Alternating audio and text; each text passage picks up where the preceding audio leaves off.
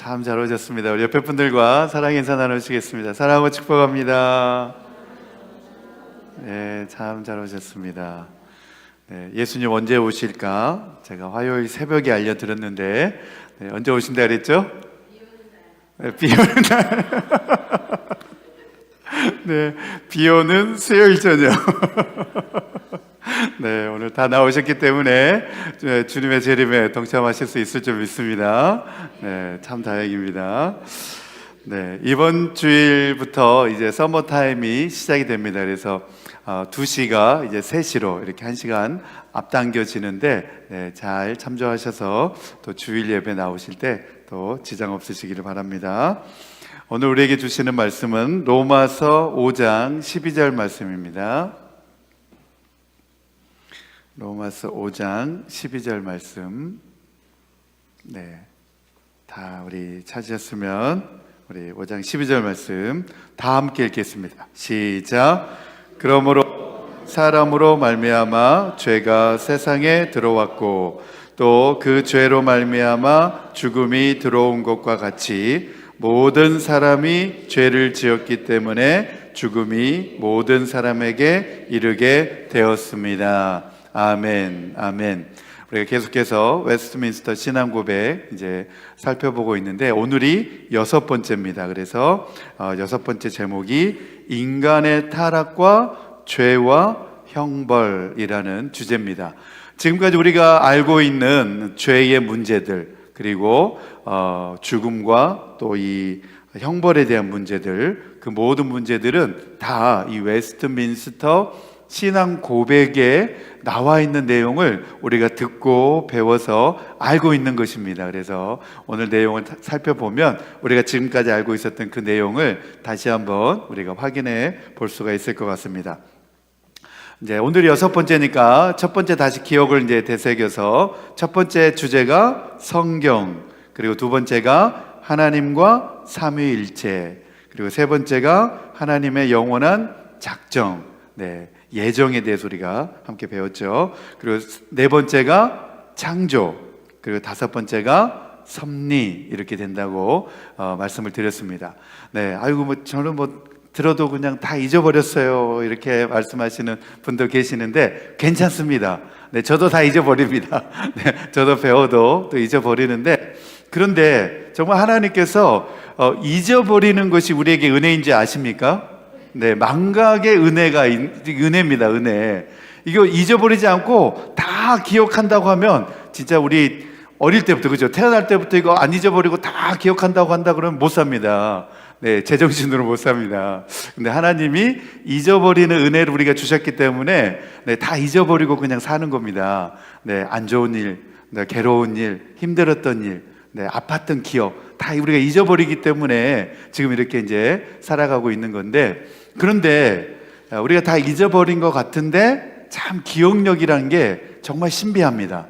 네, 정말 신비한데 어떤 사건이 딱 생길 때 그것과 연상작용으로 일어나서 그게 딱 생각나는 거예요. 네, 그래서 우리가 이제 다 하고 지나가고 다 잊어버린 것 같은데 나중에 언젠가 또 설교 들을 때 이 비슷한 내용을 딱 하게 되면 아, 그렇지. 그때 수요일 날 우리가 이 내용을 이야기했었지. 이렇게 기억이 문득 떠오르게 돼요. 그리고 그냥 평상시에는 생각이 전혀 안 나다가 생활하다가 어떤 이야기를 딱 듣는 순간 아, 그렇지. 예전에 수요 예배 때 우리가 인간의 타락에 대해서 배웠는데 그러면서 그 내용이 쭉 다시 이제 생각나는 거예요. 그래서 너무 잊어버렸다고 염려하지 마시고 그냥 듣고 또 나중에 이제 기회가 되면 그것이 기억력으로 다시 되살아나니까 너무 염려하지 마시기 바랍니다. 할렐루야. 아멘, 아멘. 자, 첫 번째 주제입니다. 같이 읽겠습니다. 시작.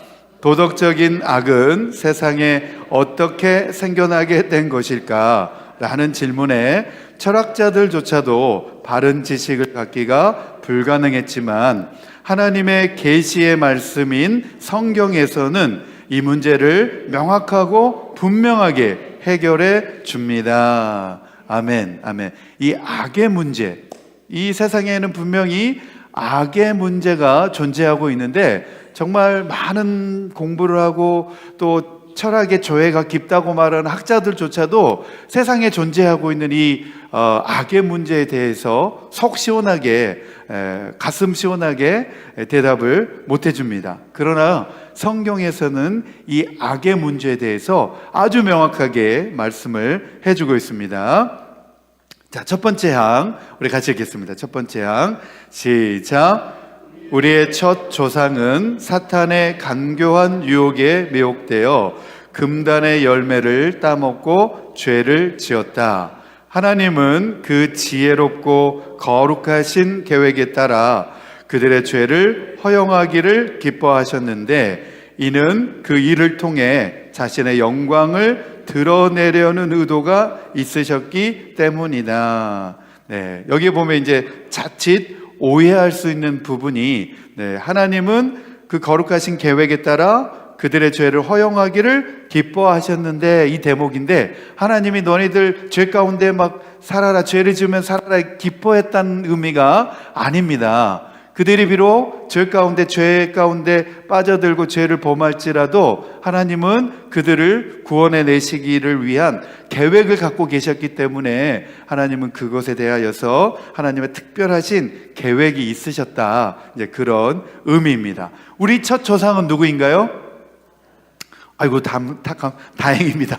네, 원숭이 이렇게 나오면 큰일 날 뻔했는데, 네, 아담 이렇게 말씀하셔서 정말 다행입니다.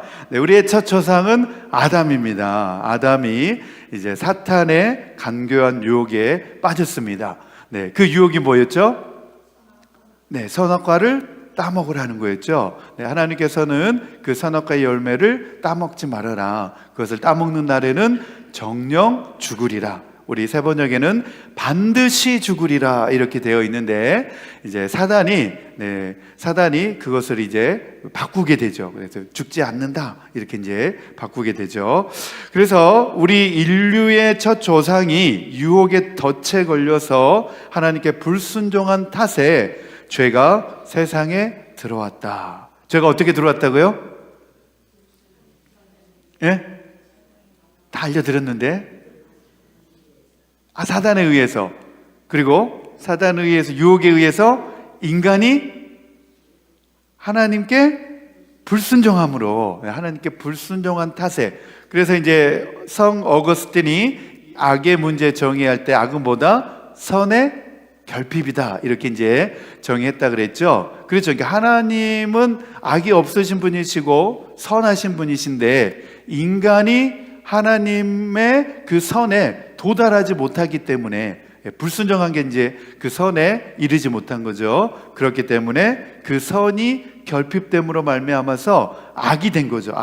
악이 세상에 들어오게 되었다. 그래서 인간은 금지된 열매, 선악과를 따먹고 죄를 짓게 되었습니다. 이 말씀은 특정한 나무의 열매를 먹는 것이 금지되었다라고 하는 것이 전제되어 있습니다.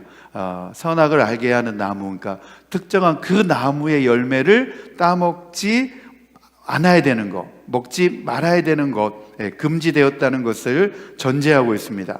인간이 처음 창조되었을 때에 그 마음속에 무엇이 존재하게 되었냐면 도덕법이 존재하게 되었습니다. 그러니까 인간 안에도 무엇이 선하고 무엇이 안 좋다라는 그런 도덕법이 존재하고 있었고, 또 그 다음 법으로 주어진 것이 하나님이 이 선악과의 열매를 따먹지 말아라 라고 하는 또 하나의 법을 하나님께서 인간에게 부여해 놓으셨습니다.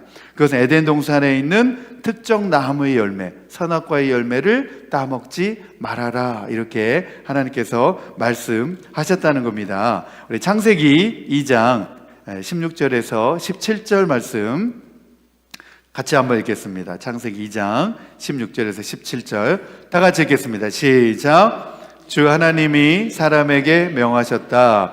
동산에 있는 모든 나무의 열매는 내가 먹고 싶은 대로 먹어라. 그러나 선과 악을 알게 하는 나무의 열매만은 먹어서는 안 된다. 그것을 먹는 날에는 너는 반드시 죽는다. 그래서 그 먹는 날에는 너는 반드시 죽는다 그렇게 말씀하셨습니다.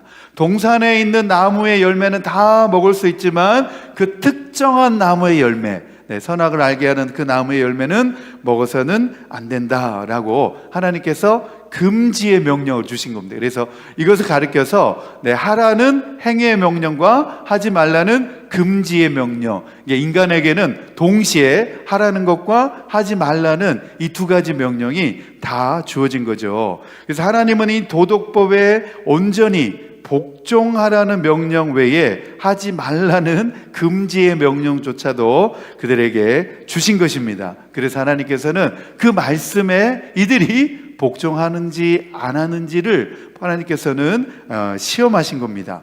그래서 금지된 열매는 그 자체로서 어떤 선악의 어떤 큰 영향력, 어떤 신비의 어떤 힘을 지니고 있는 것이 아니라 그것을 먹지 말라고 하는 하나님의 그 금지 명령을 인간이 지키는지 지키지 않는지 하나님께서는 그것을 보려고 하셨다는 겁니다. 그래서 하나님의 주권적인 뜻에 그들이 따라서 사는지 살지 않는지를 하나님은 보시려고 하셨다는 겁니다. 그래서 하나님의 권위에 대한 인간의 복종을 시험하려는 목적으로 이 명령을 하나님께서 주셨다, 그렇게 말씀하고 있습니다. 제가 이제 20살 때 창조과학 클래스를 쭉 들으면서 그때의 우리 교수님이 이 대목을 가지고 아주 재미있는 질문을 하셨습니다. 여러분도 한번 생각해 보시기 바랍니다. 아담과 하와가 선악과를 따먹게 되었을 때 언제부터 죄가 되었느냐 하는 겁니다.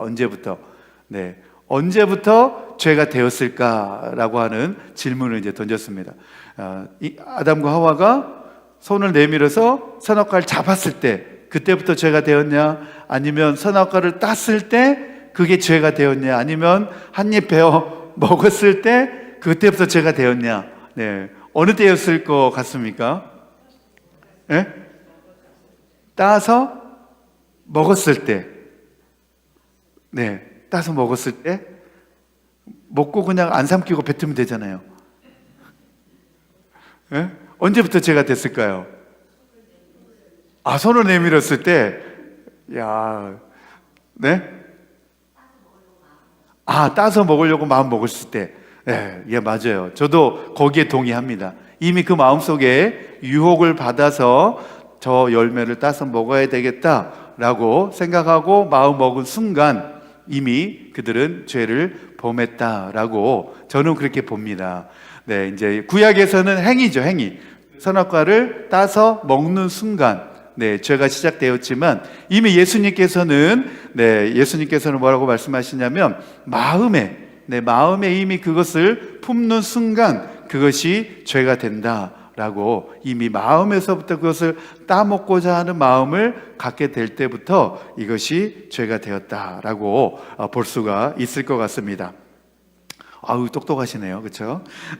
하나님의 이러한 분명한 명령을 인간이 거역하게 된 계기는 바로 사탄의 유혹이었습니다. 그래서 모든 죄의 시작은 바로 이 사단으로부터 시작된다라고 하는 사실을 우리는 잘 알아야 될 것 같습니다. 창세기 3장에서 이 뱀이 인류의 첫 조상을 유혹했다라고 말씀하고 있는데, 이 뱀은 신약 성경에 보면 처음부터 살인한 자요, 그리고 옛뱀이요, 계시록에 보면 그것이 용이라고 이렇게 나오고 있습니다. 용이라고 불리는 사탄인데, 그 사탄이 뱀에게 들어가서 뱀을 도구로 삼아서 유혹의 미끼로 삼았다, 그렇게 볼 수가 있습니다. 통일교에서 이 선악과의 사건을 두고 우리는 이제 그 선악과 열매를 먹은 것으로 이렇게 보고 있지만, 통일교의 문선명은 그것을 자기가 해석을 해가지고 성적인 범죄로 그렇게 해석을 합니다. 그래서 아담과 하와가 성적인 범죄를 저질럼으로 말미암아서 인류의 죄가 시작이 되었다. 그래서 이제 그 죄의 문제를 해결해 주기 위해서 문선명이 이제 피거름이라고 하는 의식을 치러야 된다 그래가지고 모든 여자들이 이제 죄의 문제를 해결받기 위해서 문선명과 하룻밤을 이제 보내게 되는 그런 이상한 교리를 또 만들어내 가지고, 그러면 이제 참 심각해지죠, 그렇죠? 문선명이 이제 지금은 살아있지 않으니까 그렇죠? 그래서 이래서 이단은 항상 이제 문제가 되는 겁니다. 지금 이제 문선명이 죽었잖아요, 그렇죠? 그래서 이제 그들은 그러면 죄의 문제를 해결받을 길이 없잖아요, 지금. 그러니까 이단은 성경을 이렇게 잘못 해석을 해내기 때문에 그래서 이제 이단이 되는 겁니다. 자, 두 번째입니다. 두 번째 같이 읽겠습니다. 시작. 이 죄로 인해 그들은 본래의 의와 하나님과의 교제를 상실했다. 그들은 죄 가운데 죽었고 영혼과 육체의 모든 기능과 부분들이 온전히 오염되었다. 아멘. 중요한 대목이 이제 여기 나오죠. 선악과를 따먹음으로 말미암아서 단순히 그들이 하나님 앞에 불순종하고 죄를 지은 것으로 끝나는 것이 아니라 그들이 타락하게 되었다는 거예요. 타락하게 되었다는 게 하나님께서 지으신 그 본성이 완전히 훼손되어지고 망가져 버렸다는 거예요. 뭐 때문에? 죄로 말미암아서. 네, 죄가 사람에게 들어오는 말미암아 그들이 타락하게 되었고 그들은 하나님이 처음 창조되었던 그 본성이 망가져 버렸다는 거예요. 하나님의 형상이 왜곡되어져 버렸다는 거예요. 그래서 이제 문제가 시작이 된 거죠. 네, 그래서 우리의 첫 조상이 지은 죄가 이제 그들에게 미친 결과에 대해서 두 번째 조항에서 진술하고 있는 겁니다. 그들은 본래의 의를 상실해 버렸다는 거예요. 본래 하나님께서 그들을 선하게 지었는데 그들이 타락함으로 말미암아서 이제 더 이상 그들 속에 선함이 상실되어 버렸다는 거예요. 그리고 영혼의 기능과 육체의 부분들이 모두 오염되어져 버렸다. 그렇게 말하고 있습니다. 그래서 한때는 등불처럼 환하게 빛났던 총명이 이제는 어두워져 버렸고 하나님의 뜻에 복종하며 그분께 충실했던 의지가 이제는 왜곡되어서 강팍하게 되었고 그리고 순수하고 조화로웠던 감정이 이제는 더럽고 무질서해졌다. 그렇다는 겁니다. 그래서 우리가 생활할 때 우리가 그런 생각할 수 있죠. 아유, 이 멍청이, 그것도 잊어버리고, 그것도 못하고, 아유, 멍청이, 막 이렇게 자기를 막 이렇게 때릴 때가 있잖아요. 네, 근데 자기를 때리지 마시고, 누구 때문에 그런 거죠? 아담 때문에 그랬습니다. 아담 때문에. 네, 아담 때문에 우리가 망가져가지고 막 자꾸 까먹고 실수하고 그래서 나 때문이 아니라 지금 아담 때문에 그런 거니까 네, 아담에게 전가하면 될 것 같습니다. 자, 여기에서 이제 이 웨스트민스터 해설서에 이제 뭐라고 나오냐면 총명이 어두워졌고 의지가 강팍해졌고 그리고 조화로웠던 감정이 더럽고 무질서해졌다. 그래서 이제 총명, 의지, 감정 이걸 뭐라 그러죠? 다른 말로는 인간의 지정의, 지정의라고 하는데 이것을 다른 말로는 인간의 전인격적인 요소라고 합니다. 그래서 전인격적인 요소가 다 훼손되어져 버렸다라고 이제 말할 수 있게 되어지는 겁니다. 그래서 이거는 이제 신학적으로 또 교리적으로 또 어려운 말로 이제 뭐라고 하냐면 전적 타락.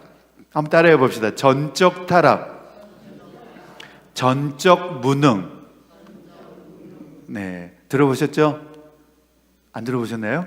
네, 이 교리에서 우리 기독교 교리에서 다루는 문제입니다. 인간은 전적 타락하였고 전적으로 무능하다. 이게 무능하단 말이 뭐냐면 하나님을 알 만한 것이 그 속에 들어있지 않다라고 하는 그런 의미입니다. 그래서 전적 타락, 전적 무능의 교리를 우리는 이제 말하고 있는데 모든 사람이 타락의 결과로 말미암아서 도덕적으로 부패하고 죄의 노예가 되었고 하나님께 원수된 상태로 태어나서 그분을 기쁘시게 할 수 없고 구원을 얻기 위해 그리스도께 나아올 수도 없게 되었다. 이렇게 고백하는 것이 우리 장로교 신앙 고백입니다. 자, 세 번째 항입니다. 세 번째 항 같이 읽겠습니다. 시작. 그들은 인류의 근원이기 때문에 그 죄책과 죄로 인한 사망과 부패한 본성이 일반적인 출생을 통해 그들의 후손으로 태어나는 모든 사람들에게 고스란히 전가된다 그랬습니다. 이 세 번째 항에서 중요한 건 뭐냐면 죄로 인한 사망과 부패한 본성이 일반적인 출생을 통해서 그들의 후손에게 전가된다. 고스란히 전가된다. 이 내용이 중요합니다. 그거 이제 잘 기억하고 계셨다가 네 번째 항 읽고 또 설명을 해드리겠습니다. 자, 네 번째 항 시작. 이런 원초적 부패로 인해 우리는 선을 행하고자 하는 마음도 없고 선을 행할 능력도 없을 뿐 아니라 모든 선을 거부하며 오로지 악을 행하려는 성향에 사로잡혀 실질적인 범죄를 저지르기에 이르렀다 그랬습니다. 네, 범죄에 사로잡혀서 우리가 악을 행하는데 더 바쁘다는 거예요. 그래서 이 내용을 성 어거스틴이 잘 정리를 해놓았죠. 우리 속에는 자유의지가 있는데 선을 행하기 원하는 의지가 있고 죄를 행하기 원하는 의지가 서로 같이 있는데 우리의 의지가 어디로 기울어진다고 말하죠? 악적으로 우리의 의지가 기울어지게 되어 있다. 이것이 바로 아담과 하와의 죄의 본성의 결과이다라고 말하고 있습니다. 이 세 번째 항과 네 번째 항은 이 첫 조상의 죄가 그 후손들에게 미치는 결과에 대해서 설명을 하고 있습니다. 그들이 불순종함으로 말미암아 그 죄가 그 다음 세대에게 그 자녀들에게 어떻게 죄의 결과로 미치고 있는가에 대해서 설명을 해주고 있는데 그 죄책이라고 하는 것은 죄의 책임입니다. 죄의 책임과 부패한 본성이 이제 그들에게 전가되었다. 그렇게 말하고 있습니다. 그들에게 전가되었다. 그래서 죄의 결과는 일반적인 출생을 통해서 그들의 후손으로 태어나는 모든 사람들에게 국한된다라고 말하고 있는데 이 대목이 이제 중요합니다. 일반적인 출생을 통하여서 그들의 후손, 아담과 하와의 후손으로 태어나는 모든 사람들에게 국한된다는 거예요. 그런데 이 일반적인 출생에 벗어나는 분이 계시죠. 예수 그리스도이시죠. 네, 우리 모두는 다 이러한 일반적인 출생을 통하여서 태어나게 되는데 일반적인 출생과 다르게 태어나신 분이 바로 예수님이십니다. 예수님은 어떻게 태어나셨죠?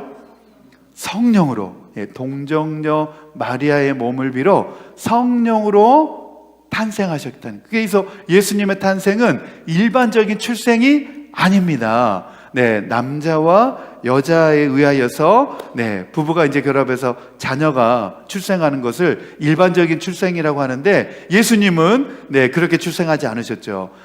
동정녀 마리아의 몸을 빌어서 성령으로 잉태되어져서 출생하셨기 때문에 예수님만 제외되는 겁니다. 그렇다면 여기에서 예수님은 원죄가 있을까요? 없을까요? 없습니다. 예수님은 원죄가 없으신 상태로 출생하신 겁니다. 성령으로 잉태되어 출생하셨기 때문에 예수 그리스도는 죄가 없으신 분으로 이 땅에 오셨다는 겁니다.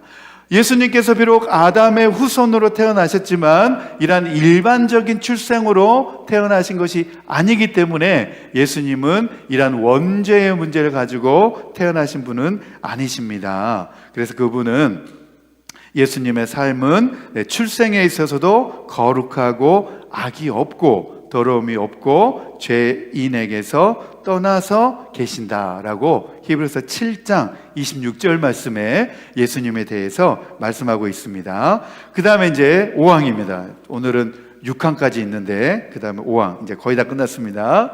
다섯 번째 항 같이 읽겠습니다. 시작. 거듭난 자들도 이 세상에 있는 한 이러한 본성의 부패로부터 자유롭지 못하다.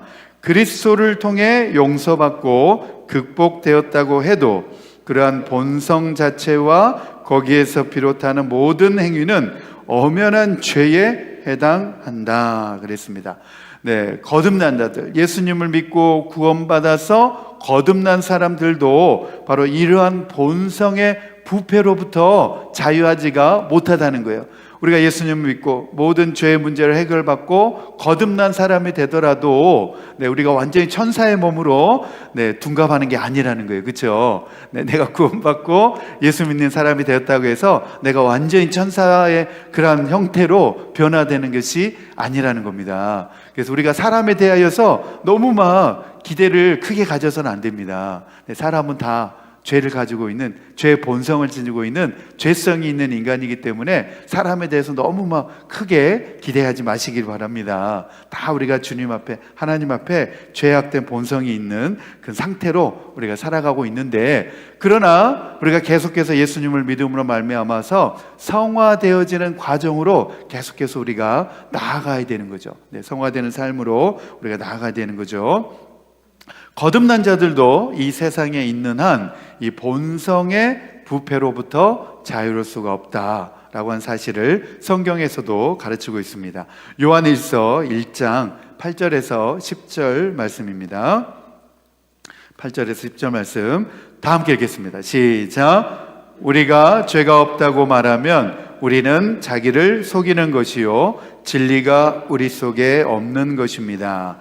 우리가 우리 죄를 자백하면 하나님은 신실하시고 의로우신 분이셔서 우리 죄를 용서하시고 모든 불의에서 우리를 깨끗하게 해주실 것입니다. 우리가 죄를 지은 일이 없다고 말하면 우리는 하나님을 거짓말쟁이로 만드는 것이며 하나님의 말씀이 우리 속에 있지 아니합니다. 그랬습니다. 우린 다 죄를 가지고 있다. 그렇지만 죄의 문제를 우리 주 예수 그리스도께서 해결해 주셨다라고 하는 사실입니다. 마지막 6번째 항입니다. 우리 같이 읽겠습니다. 시작. 원죄든 본죄든 모든 죄는 하나님의 의로우신 율법을 거역하고 반대하는 것으로 본질상 죄인에게 죄책을 부여한다. 그로 인해 죄인은 하나님의 진노와 율법의 저주 아래 놓여 죽음을 당하게 되고 영적 불행과 현세의 불행과 영원한 불행 등 온갖 불행을 짊어진다. 이 세상에 살면서 모든 불행의 문제는 다 어디로부터 온다는 거예요? 죄로부터 시작이 되었다는 겁니다. 죄가 이 세상에 들어오지 않을 때는 에덴 동산에서 하나님과 교제하며 하나님과 행복하게 살아갈 수 있었지만 아담과 하와가 사단의 유혹에 넘어져서 또 타락하여서 죄가 들어옴으로 말미암아서 우리의 영적인 불행과 또 현세적인 이 불행, 이 모든 영원한 불행은 다 죄로 말미암아서 시작이 되어졌다는 것입니다. 원죄든 본죄든 그랬는데, 원죄는 아담과 하와의 그 오리지널 신, 그 죄를 말하고, 본죄는 자범죄를 말합니다. 자범죄, 우리가 스스로 짓는 모든 죄를 가리킵니다. 이러한 모든 죄는 바로 하나님의 율법을 거역하고 반대하는 것이다. 그렇기 때문에 하나님의 진노를 받게 되어지는 것이고, 그리고 율법의 저주 아래에 놓여 있게 되고, 그런 말미암아서 죽음이 이제 왕노릇하게 되었다는 거죠. 그래서 그 죽음의 문제를 해결해 주신 분이 누구냐? 바로 우리 주 예수 그리스도이신 줄로 믿습니다. 그래서 이 조항, 마지막 6번째 조항에서는 바로 이 죄의 보응에 대해서 다루고 있습니다. 죄를 지으면 반드시 그 죄에 대한 대가가 따른다는 거죠. 죄에 대한 책임이 따른다는 것을 말씀하고 있습니다. 하나님의 율법을 어기는 행위는 본질상 죄인에게 죄에 대한 책임을 묻게 된다는 거죠. 죄를 짓게 되면 그 죄에 대한 책임을 묻게 되는데, 그 죄에 대한 책임이 뭐냐? 죽음이라는 거예요. 사망이라는 겁니다. 죽음의 형벌이라는 겁니다. 그래서 죄인은 현세와 또 내세의 온갖 불행을 짊어지는데, 이 세상에서도 고통을 당하는 것이고 죽어서도 고통을 당하는데, 죽어서는 지옥의 고통을 당하는 거죠. 영원한 지옥의 그 고통을 당하는 것. 그래서 영생의 불행이라고 표현을 하고 있는 것입니다. 죄인이 하나님의 진노를 당하는 이런 이유는 바로 불순종하였기 때문에 그렇습니다. 불순종의 자녀이고 진노의 자녀이기 때문에 바로 하나님의 진노를 사게 되어진다라는 것입니다.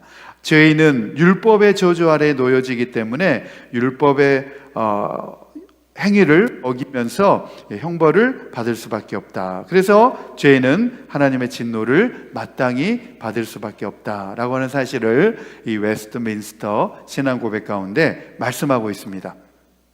그래서 이 웨스트민스터 신앙 고백에서 바로 죄인이 현세에서 당하는 영적인 불행, 그것은 무엇이냐? 바로 어두운 생각과 또 버림받은 느낌, 유기된 느낌, 그리고 강한 미혹, 강팍한 마음, 그다음에 양심의 공포, 죄를 지으면 사람의 이제 양심의 가책이 이제 오게 되는 거죠. 그리고 분노, 악한 감정 등으로 표출되어진다.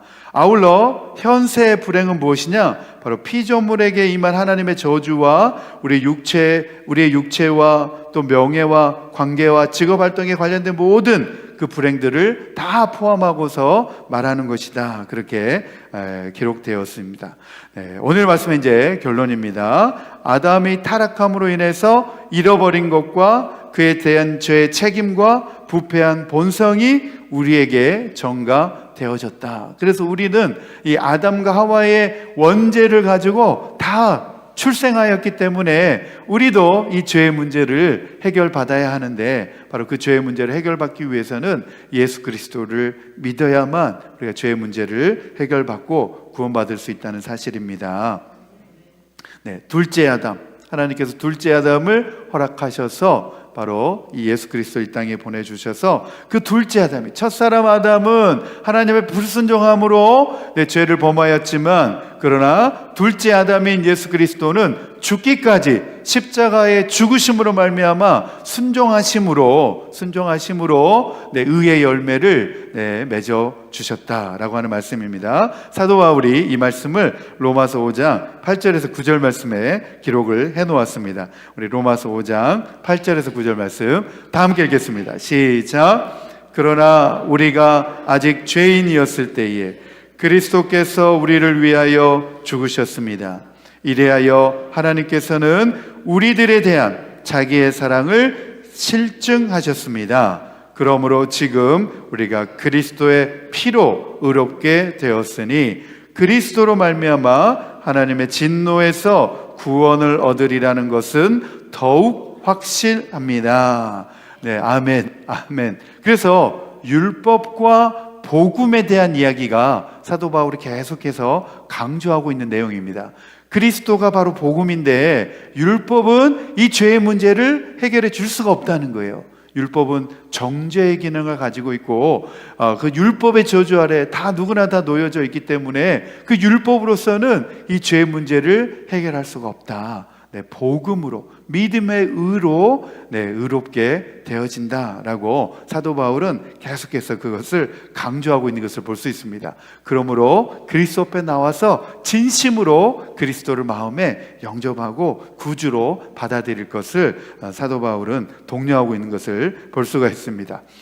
그리스도로 말미암아서 은혜와 의의 선물이 넘치게 되었다, 그렇게 고백하고 있고, 예수 그리스도를 통하여서 생명 안에서 이제는 왕노릇한다. 율법 안에 놓여 있으면 죄가 왕노릇하지만, 그러나 예수 그리스도 안에, 복음 안에 있으면 생명이 왕노릇하게 된다, 그렇게 말씀하고 있습니다. 로마서 5장 16절에서 17절 말씀 마지막으로 읽고 이제 마치겠습니다. 로마서 5장 16절에서 17절 말씀 같이 읽겠습니다. 시작. 또한 하나님께서 주시는 선물은 한 사람의 범죄의 결과와 같지 않습니다. 한 범죄에서는 심판이 뒤따라와서 유죄 판결이 내려졌습니다마는 많은 범죄에서는 은혜가 뒤따라와서 무죄 선언이 내려졌습니다. 아담 한 사람의 범죄 때문에 그 한 사람으로 말미암아 죽음이 왕노릇하게 되었다면, 넘치는 은혜와 의의 선물을 받은 사람들은 예수 그리스도 한 분으로 말미암아 생명 안에서 왕노릇하게 되리라는 것은 더욱더 확신합니다. 아멘, 할렐루야. 예수 그리스도께서 죄의 문제를 해결하여 주신 줄로 믿습니다. 아멘. 우리 실천을 위한 적용입니다. 첫 번째, 다 함께 읽겠습니다. 시작. 죄는 우리가 당하는 모든 불행의 근원이기 때문에 죄가 얼마나 무섭고 악한 것인지 분명하게 알아 죄를 미워하고 멀리하여 선한 데 지혜롭고 악한 데 미련하라는 말씀처럼 살아가겠습니다. 아멘, 아멘. 네, 로맨 16, 19 그 노래도 있습니다. 네, 그 노래에 보면 선한 데 지혜롭고 악한 데는 미련하라. 네, 선한 데는 지혜롭게 열심히 하라는 거예요. 그러나 악한 데는 미련해가지고 그것을 잘 알지 못하라는 거예요. 악을 잘 모르라는 거예요. 그래서 네, 우리가 그렇게 살아가야 될 줄 믿습니다. 두 번째입니다. 두 번째, 시작. 나를 죽기 위해 죽기까지 복종하셨으니 곧 십자가에 죽으신 그리스도를 내 마음속에 진심으로 받아들이고 의지하여 살고 그분 안에서 발견되기만 하면 첫째 아담의 죄로 인한 면죄를 받을 수 있을 뿐만 아니라 예수 그리스도를 통하여 생명 안에서 왕노릇하며 은혜와 의의 선물을 넘치게 받는 자들답게 살아가겠습니다. 아멘, 아멘. 이것이 바로 그리스도의 생명의 성령의 법이라고 사도 바울은 말하고 있습니다. 바로 이 법 아래서 우리가 다 살아가야 될 줄로 믿습니다. 아멘. 오늘 말씀 생각하면서 우리 같이 믿음으로 결단하면서 찬양하겠습니다. 주 예수 나의 산 소망. 우리 찬양하겠습니다.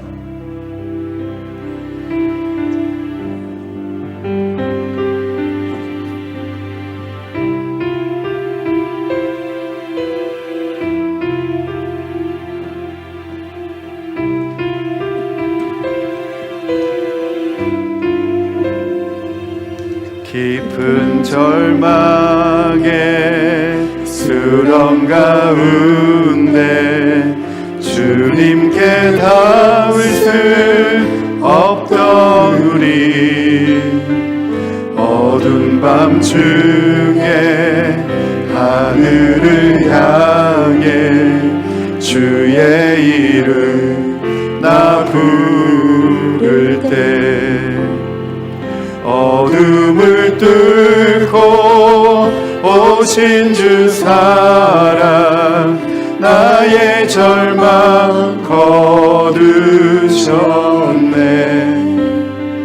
주님의 공로 다 이루셨네 주 예수 나의 산소망 그 누가 그 누가 주의 자비다 알아 한없는 은혜 증량할까 영광을 떠나 이 땅에 오신 죄가 되신 구주 예수 주의 십자가 내게 말하네 영원히 난 용납됐네 아름답신 왕 나는 주의 것 그리스도 나의 산소망 할렐루야 할렐루야 주를 찬양하여라 할렐루야 자유케 하셨도다 죄의 저주 끊으신 주께 구원이 또다 주 예수 나의 산소망 할렐루야 주를 찬양하여라 할렐루야 자유케 하셨도다 죄의 저주 끊으심 주께 구원이 또다 주 예수 나의 산소망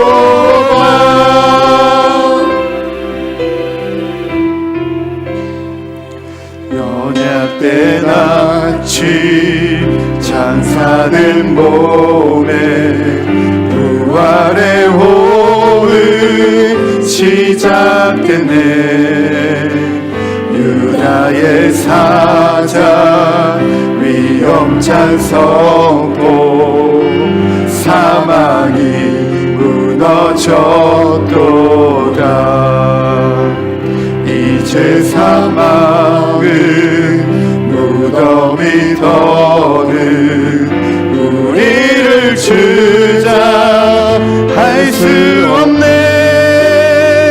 유다의 사자 위험찬 포효 사망이 무너졌도다. 사망이 무너졌도다. 주 예수 승리하셨네.